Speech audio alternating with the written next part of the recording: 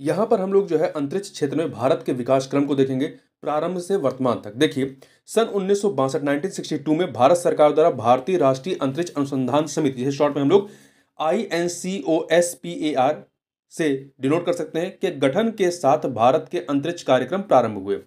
फिर सन 1969 1969 में गठित भारतीय अंतरिक्ष अनुसंधान संगठन इसरो ने तत्कालीन भारतीय राष्ट्रीय अंतरिक्ष अनुसंधान समिति का अधिग्रहण किया या उसे रिप्लेस किया।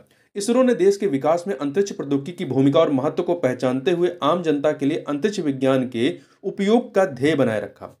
भारत ने अपना पहला निम्न कक्षा उपग्रह लो अर्थ ऑर्बिट आर्यभट्ट 1975 में तत्कालीन सोवियत संघ के प्रमोचक रॉकेट द्वारा लॉन्च व्हीकल के द्वारा प्रक्षेपित किया।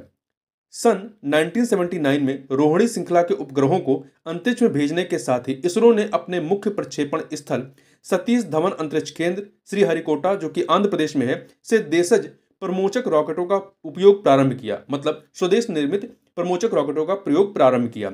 भारत के अंतरिक्ष कार्यक्रम में अपनी अद्भुत सफलताओं से इसरो विश्व की छठी बृहत्तम अंतरिक्ष एजेंसी बन गई है। इसरो प्रसारण, संचार, मौसम पूर्वानुमान, आपदा प्रबंधन उपकरण, भौगोलिक सूचना प्रणाली, मानचित्र कला, नौवहन, टेलीचिकित्सा, समर्पित दूरस्थ शिक्षा संबंधी उपग्रह आदि के लिए विशिष्ट उपग्रह उत्पादों और उपकरणों का विकास करती है।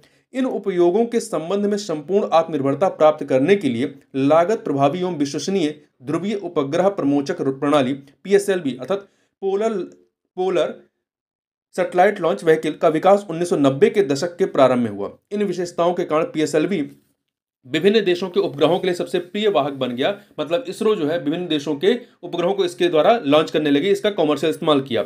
इससे अंतर्राष्ट्रीय सहयोग में भी अभूतपूर्व रूप से वृद्धि हुई।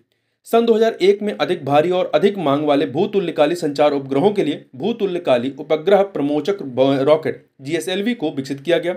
भारत सरकार के अंतरिक्ष विभाग के तत्वाधान में सुदूर संवेदन, खगोलकी और खगोल भौतिकी, वायुमंडलीय विज्ञान और अंतरिक्ष अनुसंधान के क्षेत्रों में विभिन्न अनुसंधान केंद्र और स्वायत्त संस्थान कार्यरत हैं। वैज्ञानिक परियोजनाओं सहित चंद्र अर्थात चंद्रयान तथा अंतर्ग्रही मंगलयान मिशनों की सफलताएं इसरो की उल्लेखनीय उपलब्धियां हैं। इसरो के भविष्य के प्रयासों में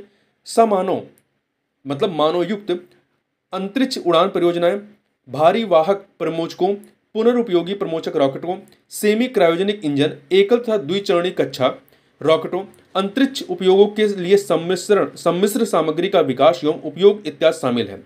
ध्यान रखिएगा 1984 1984 में राकेश शर्मा सोवियत अंतरिक्ष यान में जाने वाले प्रथम भारतीय अंतरिक्ष यात्री बने थे।